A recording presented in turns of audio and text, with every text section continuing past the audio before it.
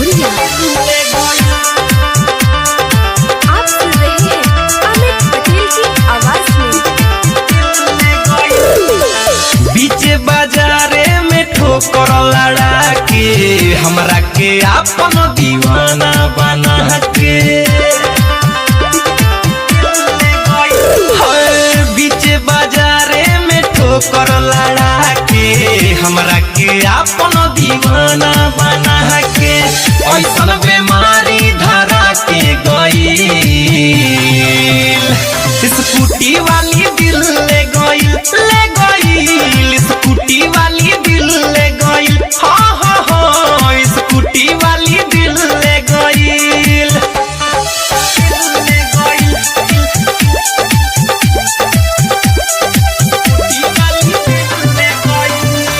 DJ विकास रीगा सीतामढ़ी। देखी के हम पगलाई रे गईनी रेशम के जैसन बाल रे, बढ़ता रही रही के हो बेचैनी भइल बा ऐसन हाल रे।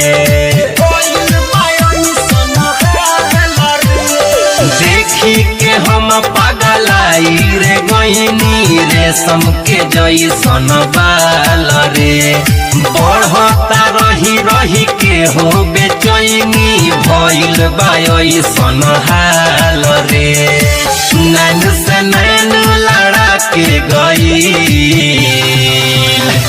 स्कूटी वाली दिल ले गई स्कूटी वाली दिल ले गई, हाँ हाँ हाँ स्कूटी वाली दिल ले गई। स्कूटी वाली म्यूजिक बाय विदेश भोजपुरिया। आप सुन रहे हैं अमित पटेल की आवाज में।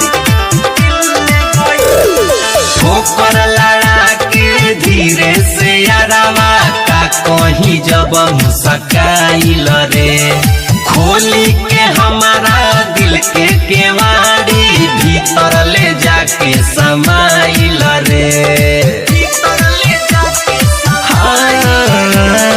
ठोकर लड़ा के धीरे से यारवा का कहीं जब मुस्काइल रे, खोली के हमारा दिल के केवाड़ी भीतर ले जाके समाइल रे। हमके दीवाना बना के गई